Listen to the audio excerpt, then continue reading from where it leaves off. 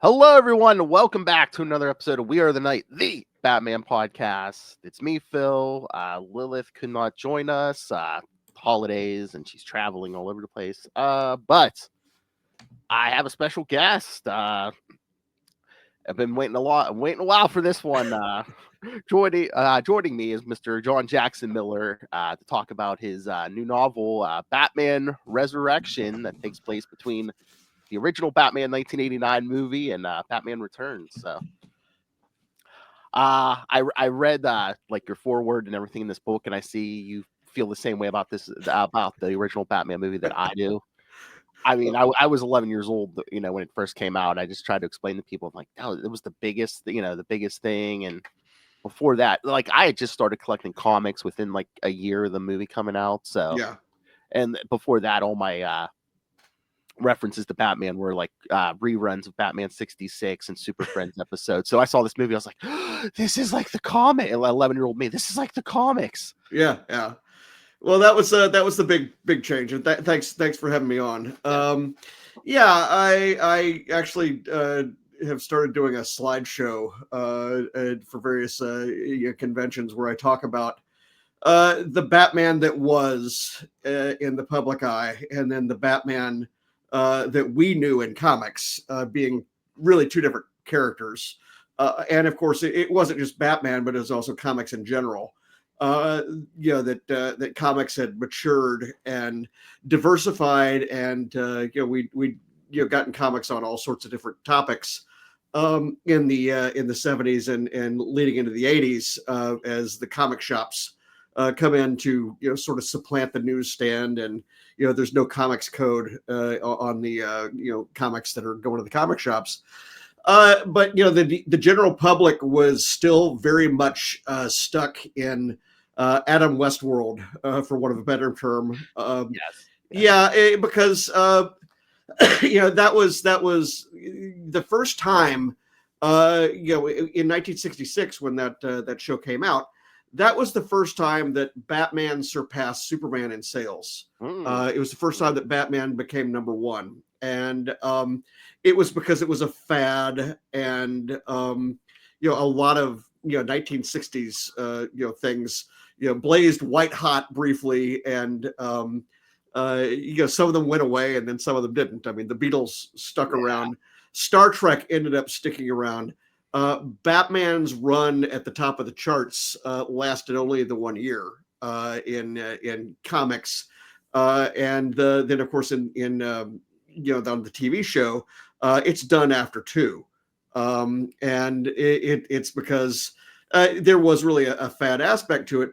But the number of people who saw that show and then also saw it in syndication was in the tens of millions, and so that was really what was imprinted on people's minds. Oh yeah. About what comics were, and about what Batman was, and we have a bit of a chance to turn that around in the general public's eye. I don't really think Wonder Woman on TV and the Marvel TV series that they did didn't really change that imprint a whole lot. The Richard Donner Superman does take a shot at it, but of course that doesn't last as an impression either, as we get into movies that are successively less serious and less successful. And so, it's really the case that, pretty much your last two, superhero or at least comics related feature films before Batman 89, we're talking about Superman 4, The Quest for Peace, and Howard the Duck. So these are not, a template on which success was written. And it was the case that for always we had in comics, a persecution complex.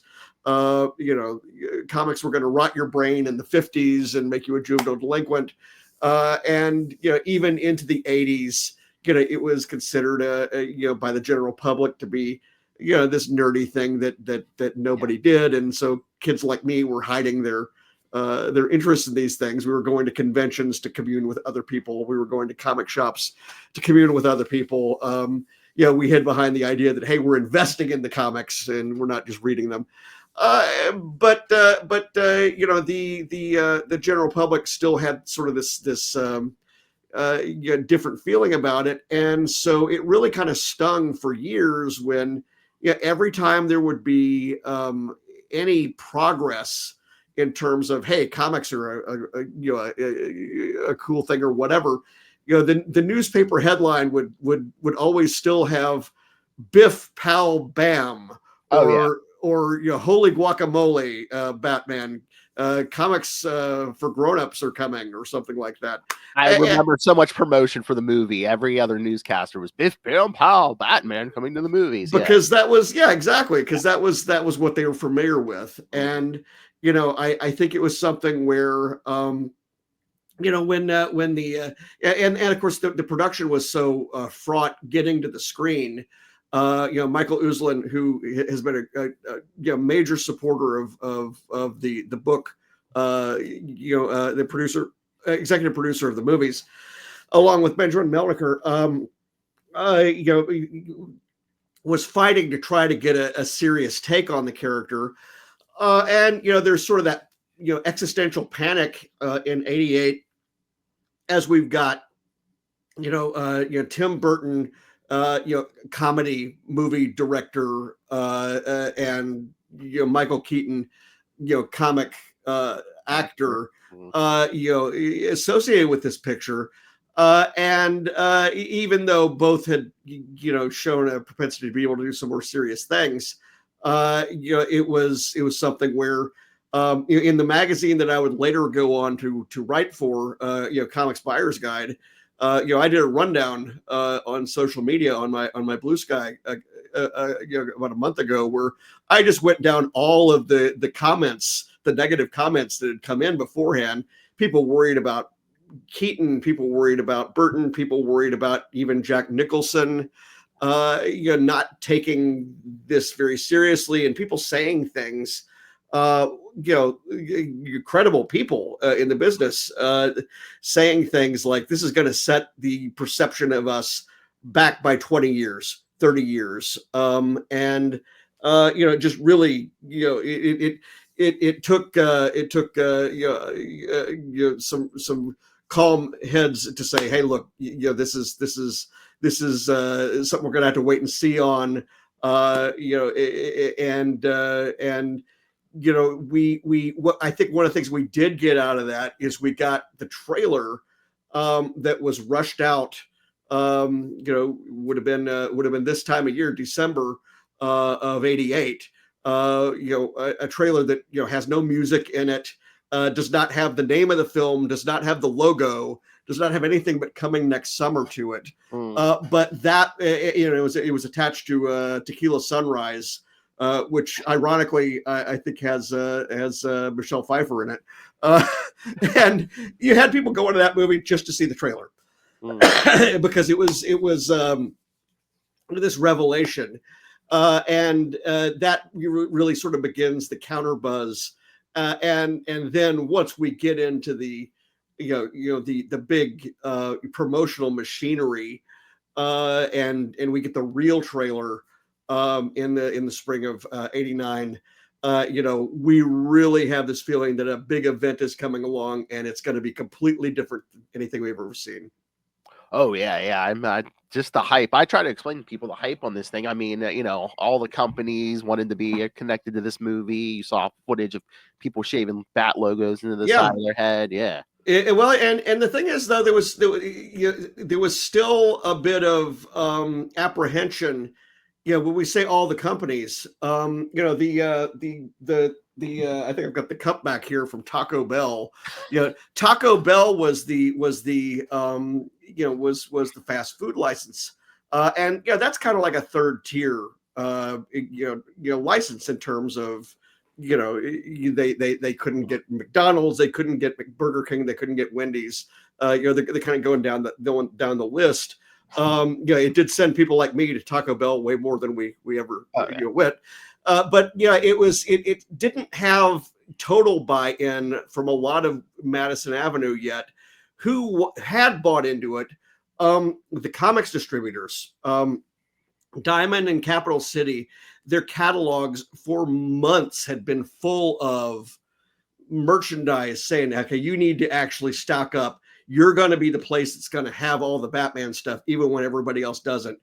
And yeah, there is sort of a gap there, as I recall, June into the beginning of July, where you're still not quite able to walk through a mall and avoid the logo. But by the middle of July, Spencer Gifts and all of those places that don't usually carry stuff, Walgreens at that point, drugstores, they've got the posters, they've got everything, and then of course, by the time Batman Returns rolls around, this is a proven quantity, and they start right at the top with McDonald's. Oh yeah, and that ends up being sort of the undoing of the whole thing. Yeah, the dark movie gets the Happy Meal toys. Yeah. Yep. But yeah, like I said, the book, some of it you've detailed some of it in here. I forget if it's the foreword or at the end, but it's at the end, I think. Yeah. They came to you with the idea for this, and you decided to put it between the two movies. Like, how much input did they give you? Like, did you have to use certain characters? Did you have to, it was just free reign? It was just, it has to be set in this world. Yeah, we had a talk beforehand, with Warner Brothers and with Andrew Marino at the DC office, because of course, the Sam Hamm and Joe Quinones, their comic series was already ongoing, we didn't initially set out to say, okay, people were always asking, is it in continuity or is it all canon or whatever? Well, the word canon, that's beyond my pay grade in this. I don't really get to decide. What I can say is that what I wanted to do was not overwrite anything that they had already done. I wanted to not duplicate anything that they had already done. And I wanted to reduce confusion by staying out of their way.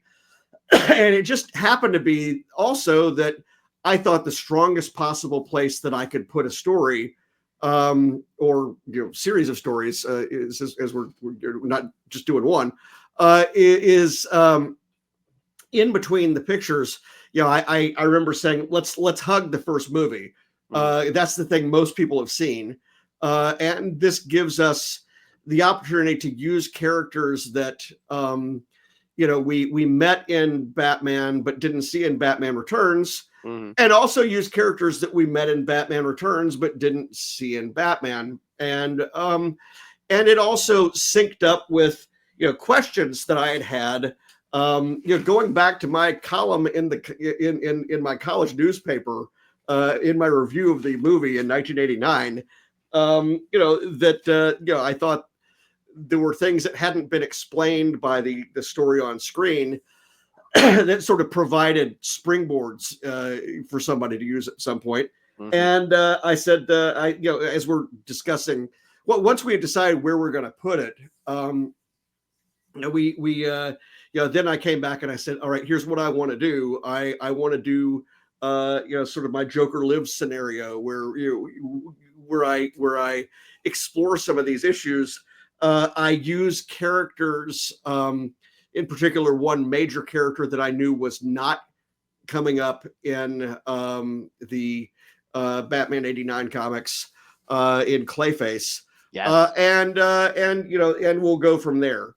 With regard to the continuity, I again, without saying anything in terms of a commitment, to always syncing things up. I like it when things don't conflict, and so certainly as Batman '89 Echoes has continued, and the fifth issue just came out yesterday as we're recording this. Yes. That series was developing as I was writing this novel, it's going to be the reverse case with the Revolution novel, which is our sequel. Whereas, what was a loose continuity is going to tighten up because I now know everything that has hit the page. So are you saying you're gonna for the next novel? There's gonna be elements from the comic in there too? I will say that well, there are elements for the comic in the first book. Yeah. I guess what I would say is questions that people have had about various character references and things like that. Where there do seem to be overlaps. That's all handled. I've already sorted all that out. And again, well, too, putting it between the two movies, I love it because you tie up a lot of stuff. It's like where did Vicky go, and again, before Batman Returns, you get the rise of Max Schreck, and where did the rest of the Joker's goons go, and all yeah. So, what was I thinking? I had a question for you. Oh, but and it's not you don't have to, I don't think, but I would recommend going to watch the first movie before reading this book, so you pick up on all the Easter eggs. As someone who, as soon as that VHS came out, who watched it every day the summer it came out, I think I got all the Easter eggs from the two goons on the roof in the beginning of the first movie to Knox. I still didn't get that grant. Well, that's the sort of thing that I would do because I did see the movie in the theater 12 times.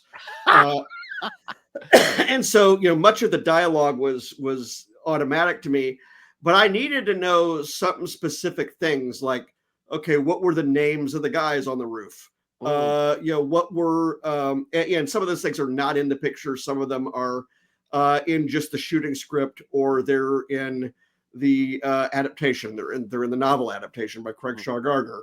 And of course it was a comics adaptation as well. And so, I do have some pulls from some of these things. But, various things like, the actual beats of things that are happening in the cathedral, in the cathedral, the fight scene, the order of events that happened, and who survived that fight.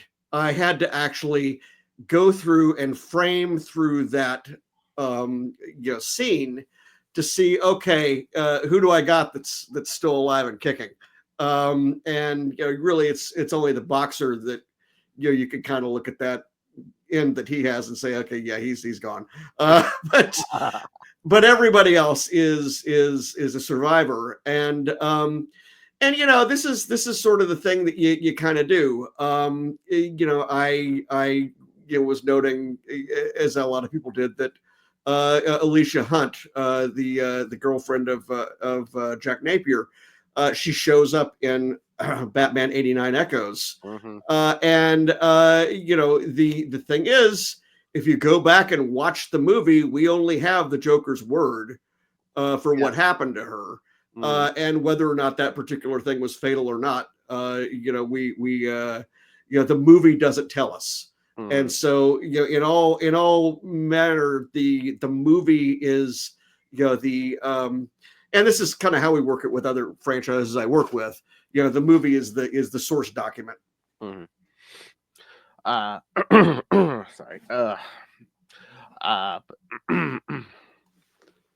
Sorry, a little under weather here. All right.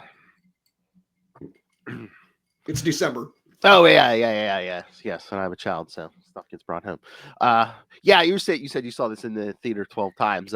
So this summer they were playing a bunch for Batman Day. They were playing a bunch of movies at the theater. I got to take my son, who is the same age I was when I first saw this, to the theater to see this summer. So, and it was magical for me too, seeing this again on the big screen for the first time since 1989. I was like, oh my, it's.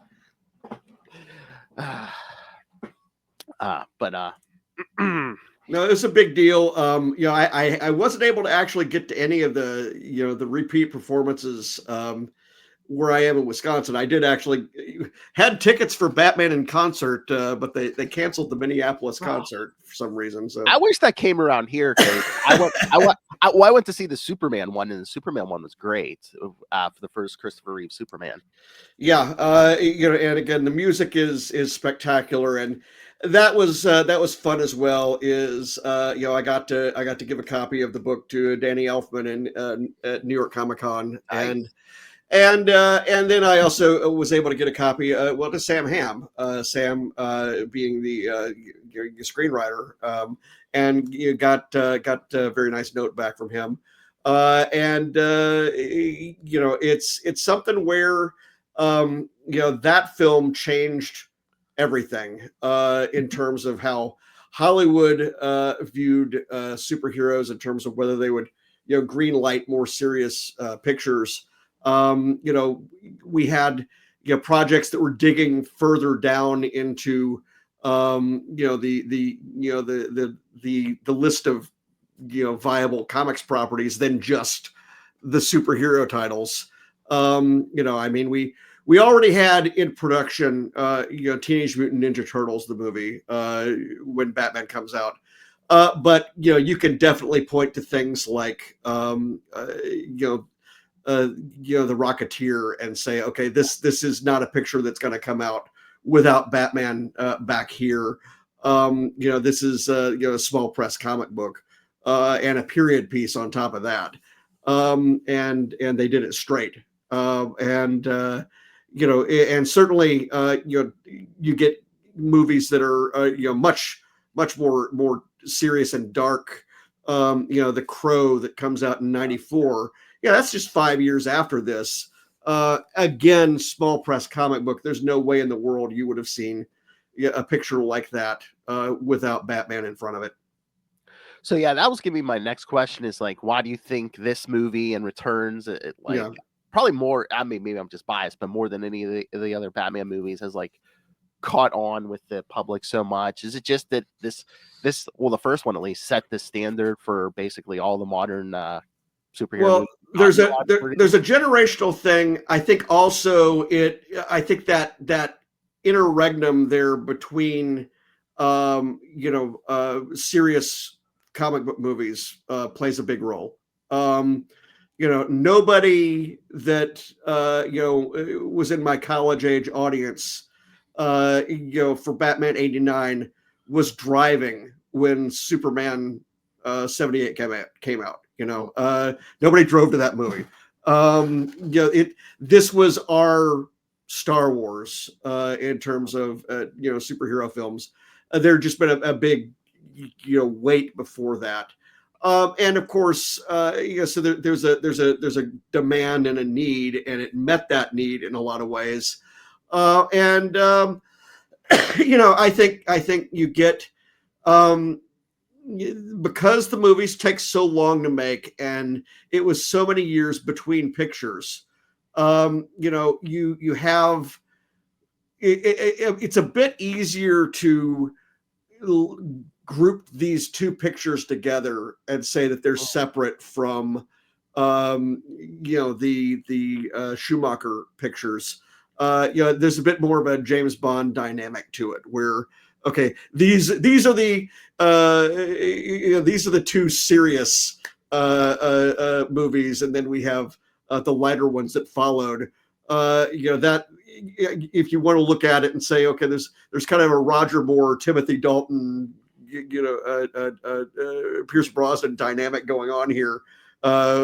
Less serious, very serious. Slightly more or slightly less serious, and then of course, Batman and Robin is not serious at all. But again, it's easier to look at these things separately. Also, Tim Burton in particular, just the style of a filmmaker he is, and the mood that he introduces, and the themes that he goes with, and what you kind of want to see by the end of the pictures.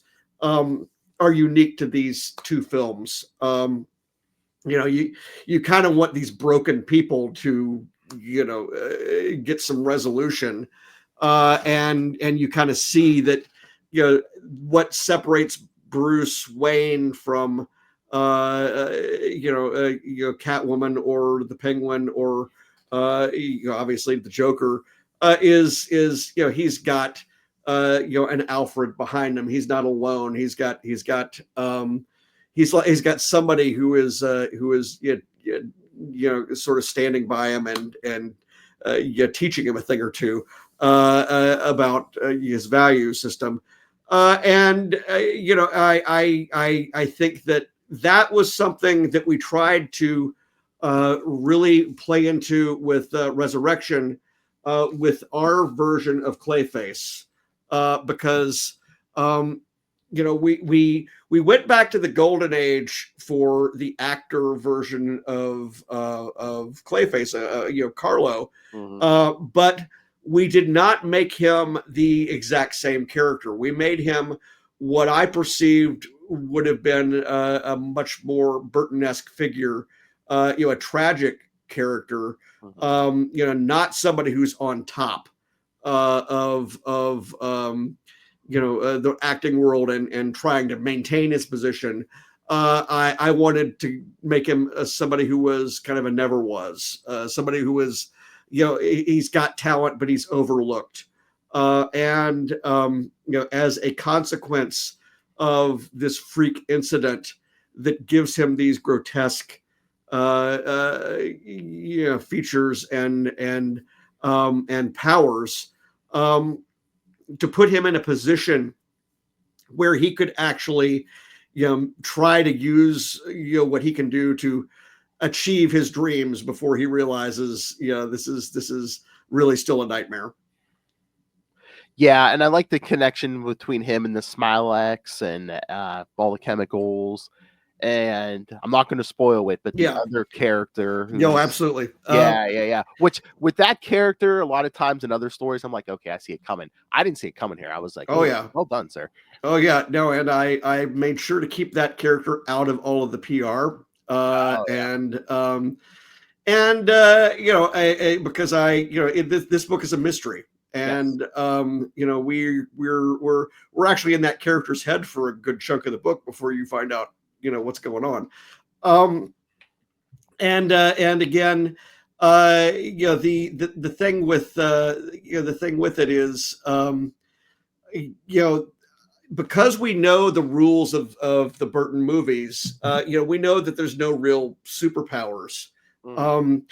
But I looked at it and I looked at it and I said, okay, yeah, but Smilex is our vehicle, or it's our tool that we can use, because we do see how fast that can change a human being. And I'm like, okay, that will be my mechanism. And I'll just do a twist off of that to bring in Clayface. Yeah, I was like, oh yes, Clayface, yes, and like I said, the twist, I was like, oh, I didn't see it coming. It was so good. But and again, like a lot of the stuff you were saying, like from the first movie, it's like, why did the Joker say, oh, I was just a kid when I killed your parents? Did he know it was Bruce Wayne? Yeah. And that's literally in my review from '89. And again, it's a throwaway line that was ad-libbed or just didn't connect to anything. It's not in the shooting script. It's not in anything else. There's little bits like that are there. We actually have a nod to a line that didn't appear in the movie, but that was in the shooting script and also the novelization. You have the whole scene where Joker's in the helicopter leaving the Axis Chemicals, and he says, "Up in the air, Junior Birdman missed me. Ha ha ha ha. Watch me." And we're like, okay, well, what was that line about? And that line was, there was a line in between there where he says, I'm going to be at the parade tonight, and I'm going to kill 1,000 people an hour until you show up. And that's again, you could find that line in I think it's in both the adaptations.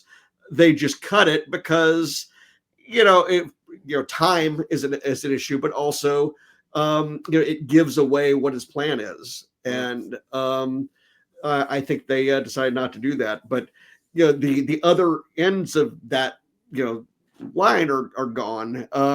We've got kind of a stub of a scene in Vicky's apartment where he shoots Bruce Wayne and then just leaves. Says a little poem, and he leaves a present for Vicky Vale. Well, if you read the novelization, if you read the script, you'll see that there was a whole big sequence where he kidnaps her and takes her to a bicentennial celebration in daylight. Bruce chasing down on horseback, racing down on horseback after changing in the car. Yes. And so I decided, well, what I'll do is I'll do a couple of winks to this. And so one of them is him changing in the car.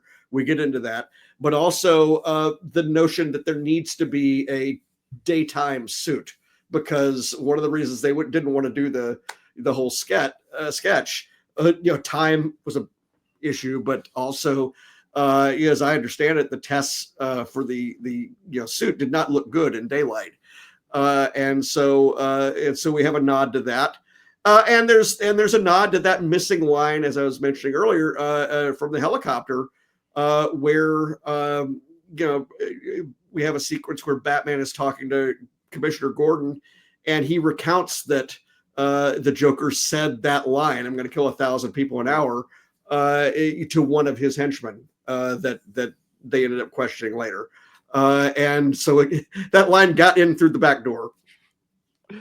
And I also love in this book, you have him experimenting with new forms of vehicles and stuff, because it's like, the Batwing. It's like, where are you going to land that thing? If you're, Well, you can't imagine there being a Batman movie or miniseries or whatever the equivalent of this is without there being a new vehicle or two.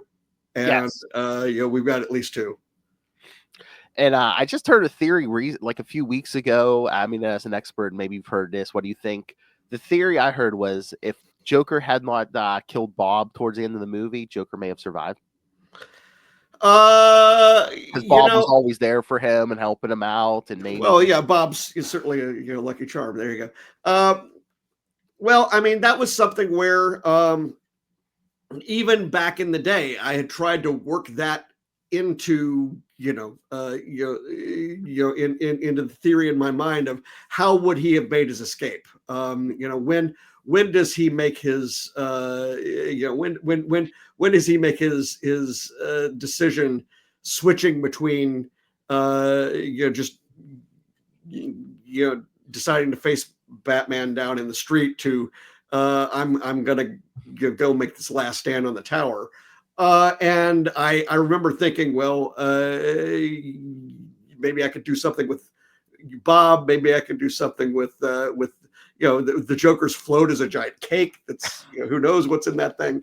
And what I ultimately settled on is the plot that you see in the book. And I decided to let Bob rest in peace.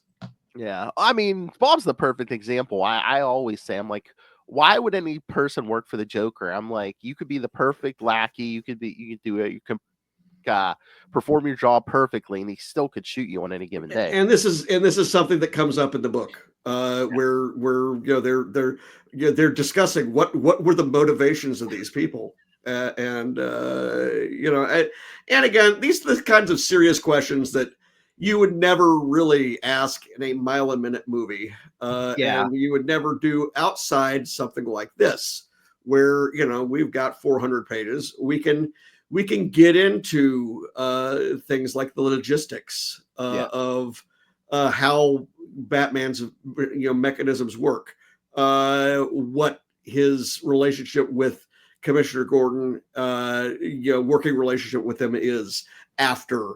He's regarded as an ally. Likewise, Harvey Dent, working with Harvey Dent. How closely can they really be working and still Harvey get any convictions? And again, not the sort of thing that would ever come up in a movie, but it's not a movie, and that's the thing, is we want to use each medium to its own advantage. And again, this ends up having an impact in the portrayal of the characters. The way that Michael Keaton's Bruce Wayne and Batman sounds on the screen, where he's just very terse, doesn't say much. You can only really do that on screen, or to a degree on the comics page. If you're in his mind in the novel for pages and pages at a time, you have a different kind of relationship with that character, and you're hearing him a lot more often. And so the trick is to still stay consistent with that, but deal with the fact that you're along for the ride. You're in the back seat here. And the other thing about the book gave you more room for is I liked Knox was like more part of the team and kind of in this thing, because even watching the movie, I'm just like, man, did they like cut like scenes for him? Because I was like, I don't know, it seems like he should be in the movie more, but as I understand it, he was originally significantly more in, and it's one of those things where various reasons. I'm sure the thing with me is he was who I identified with when that film came out, because I was a journalism student. I was the editor of my campus paper. And I was a smart aleck, and so his dialogue was really, really easy to get into. So was he the self-insert character? Well, no, but not so much that. It was just I first of all, I knew exactly what he'd say. Yes, he would always make 2 more jokes than were necessary.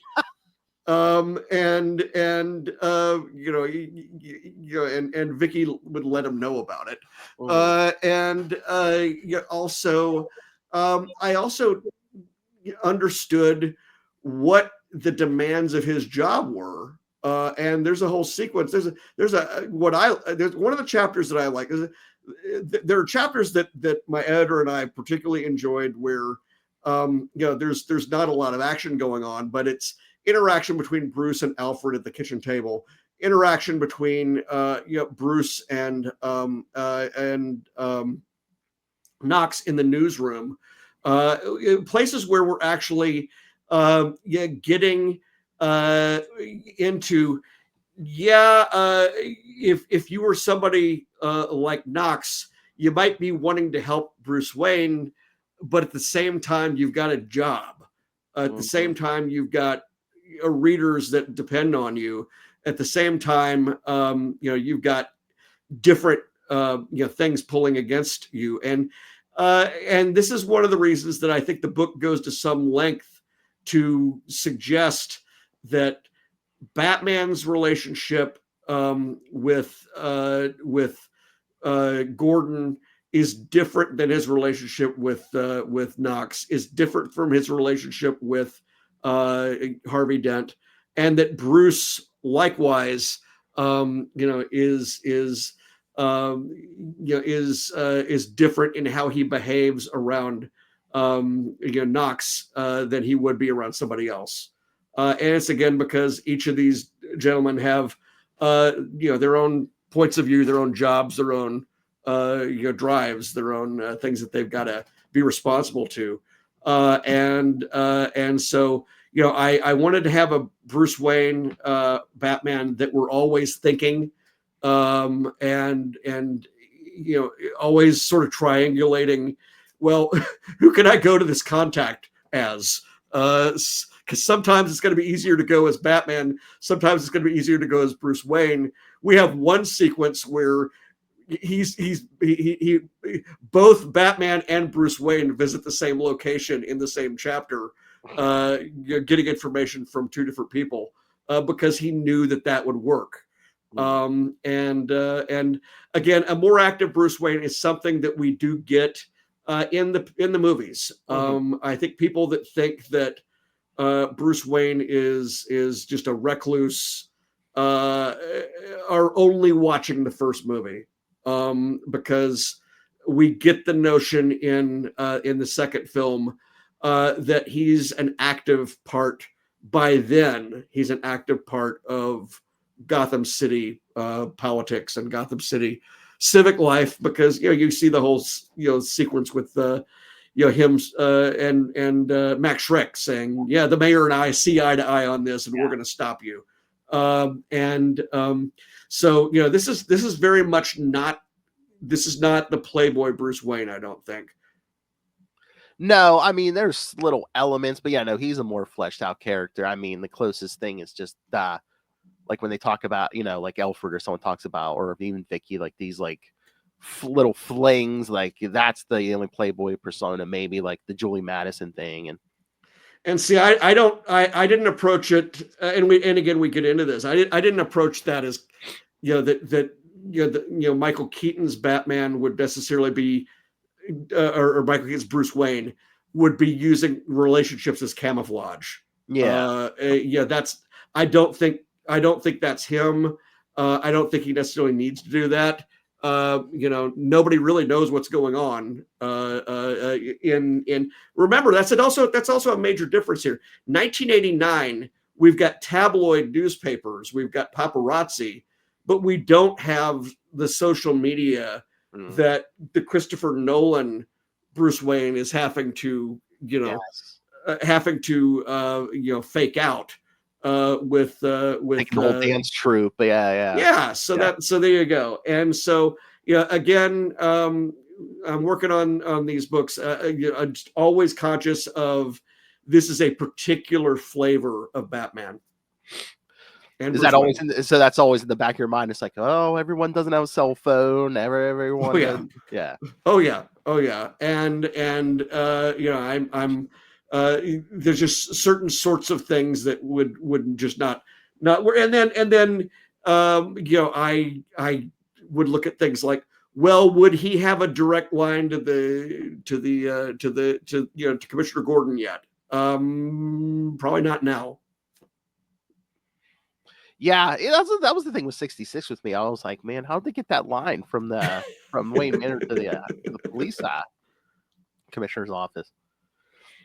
But that's it. Yeah, that's the other thing. There were no social media or anything back then. But I'm just like in the movie, I'm just like, wouldn't at least some like they had to like look up the death of Bruce Wayne's parents? I'm like, weren't they well, exactly. And well, what they were looking up is they were looking up the street corner. Yeah.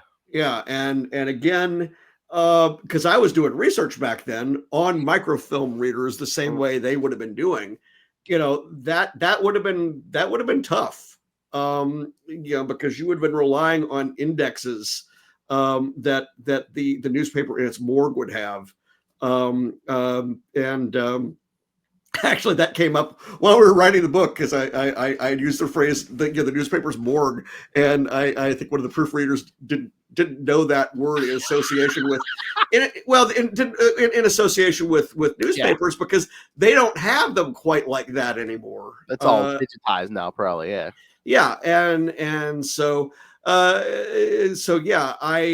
think that would be very. And again, I just have to be very careful with the technology. The notion is Batman has more than everybody else. Bruce Wayne has more than everybody else. But it's still 1989. The Joker clearly has some toys that other people don't have. But also sort of the player characters. Even though the fashion is still retro, it's still very 40s. You see Alexander Knox with a tape recorder. But nobody else has one, or very few other people, and so there's this sort of mishmash. Mm-hmm. I mean, a lot of Batman stories, like Batman the Animated Series, very anachronistic, where it's like there's little elements of everything you really can't. Is that good because it kind of keeps the story timeless in a way, or it's about the flavor?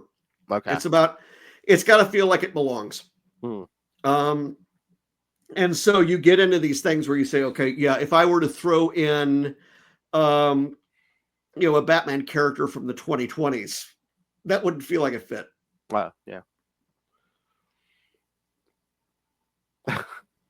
Yeah. Yeah. Huh. I was always asking myself, what would Tim Burton do? Yes. And but also, what would they have done on screen? The mechanism for how Clayface's transformations would work.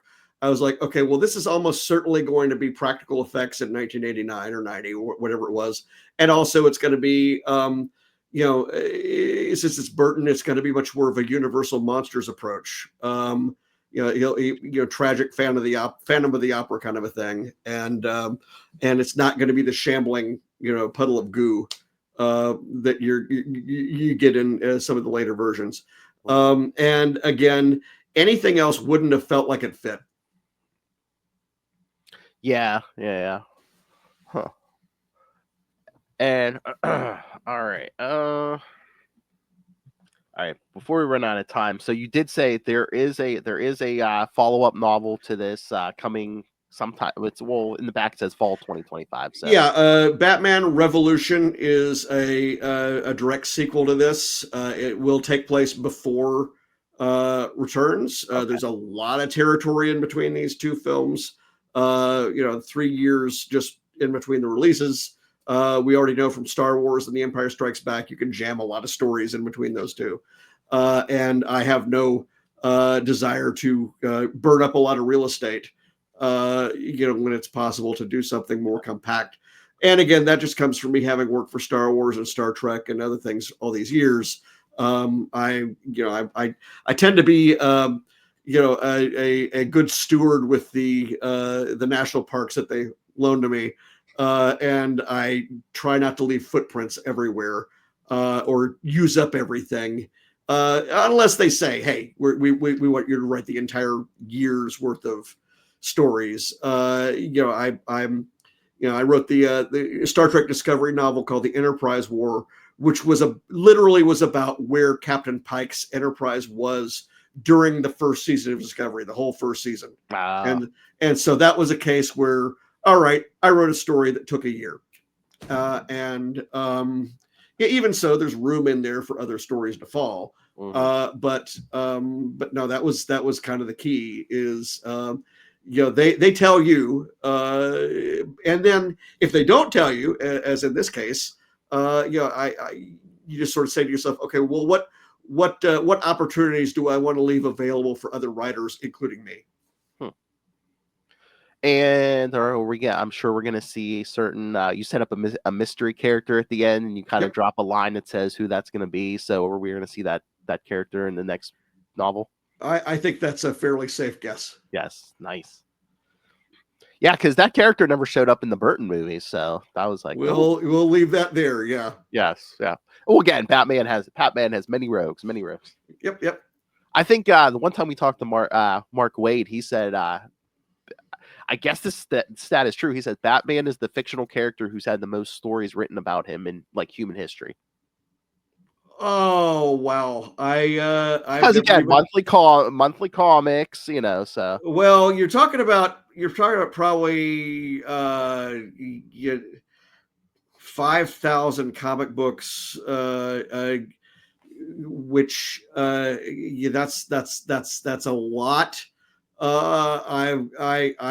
But still, I'm not sure. I mean, it depends on what you consider a story to be. Oh, maybe, yeah. Look, the soap opera Guiding Light was on for 70 years.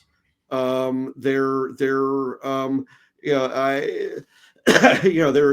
were 18,000 peanut strips with Charlie Brown and Snoopy. What counts as a story, Right. And so it's maybe maybe superhero. Well, yeah, superhero. Probably him or Superman. Well, yeah, it's superhero is much more likely, but again, You know, it would depend on the year. You go back to 1975, for example, and you know it's a race between whether Richie Rich or Archie has the most comics out about him. You know, in fact, I think that there's a fair shot that Archie's got more than Batman, just because Archie was the star of, you know, sometimes, yeah, you know, 10, 15 titles at once. And but again, that's just in the United States. That's just within comics. It's just once you go beyond that, you know, far be it for me to disagree with Mr. Wade. But you know, I'm my guess is, you know, once you expand out, you know, the definition beyond comics, who knows? That'll be a lot of number crunching. God, you got to figure that out. So it's fun for somebody. Oh yeah.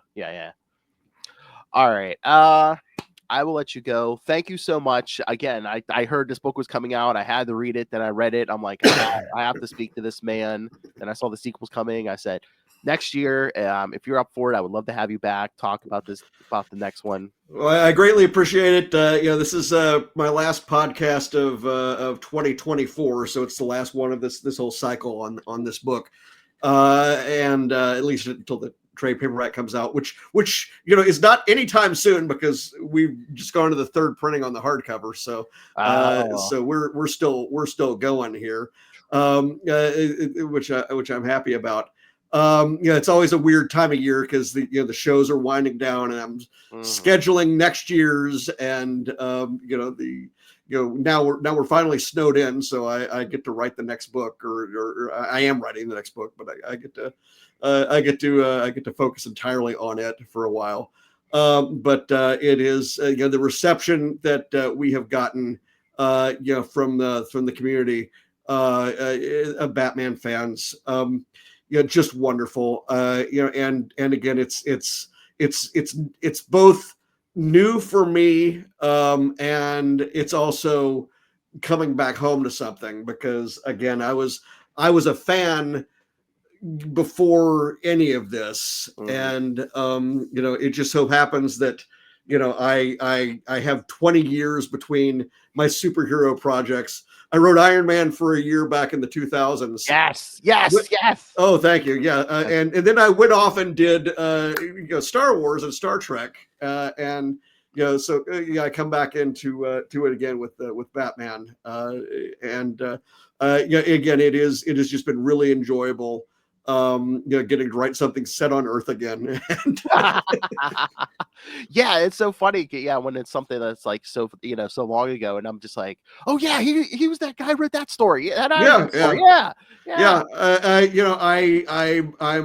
still waiting for Marvel to actually reprint all those comics. It's they've reprinted the couple that were like the Avengers Disassemble Prelude issues, but the whole year before that is still sitting out there just in digital and back issue form, and they'll get to it. It's just they've got 40 years of comics that they're dropping a chunk at a time, and it's going to be Epic Collection Volume whatever the heck whenever it comes out. Yeah, it's so weird because they reprint everything now, and then they go, and they don't do it in order. They skip around. So yeah, it seems like there's a pre-read in the 90s and like the 2000s where they're still playing catch up on. That's exactly right. And they skipped ahead to do, I think, 2 books in Iron Man Volume 3, which is where I'm at. And still more than half of that series is unreprinted. But who knows? Yeah. And when people want to find it, when it does come out, I will certainly announce it. Farawaypress.com, that's my website. I got essays on those Iron Man issues and lots of other things. And then social media, John Jackson Miller on Facebook, Threads, and Instagram. Farawaypress.com on Blue Sky, and JJM Faraway on the Bird site. Say you're a professional now. I was going to say, anything you have to promote, you got it down. Yep. Well, that's obviously the book is out now. Big thing we've got coming out in, I think it's March, is it's the Old Republic, Knights of the Old Republic Volume 1, the omnibus, is getting its reprint. Our last price on those was like $300. So yeah, having that then come out again. Now that was a special edition that was signed by everybody, but you know, that thing sold like gangbusters 3 years ago, and is, you know, completely out everywhere. So that is going back to press, and I'm happy to see that. And then also in stores now, you know, Star Wars: The Living Force, my most recent you know, Star Wars novel. Its trade paperback is out. The hardcover is still out as well. Grab the Barnes and Noble special edition because that's got the big color map in it. All right, kids. So John Jackson Miller, he's writing, he's making appearances, so he's not sleeping. So yes, go pick up this stuff, make it work as well. All right. Thank you so much, sir. Yeah, thank you.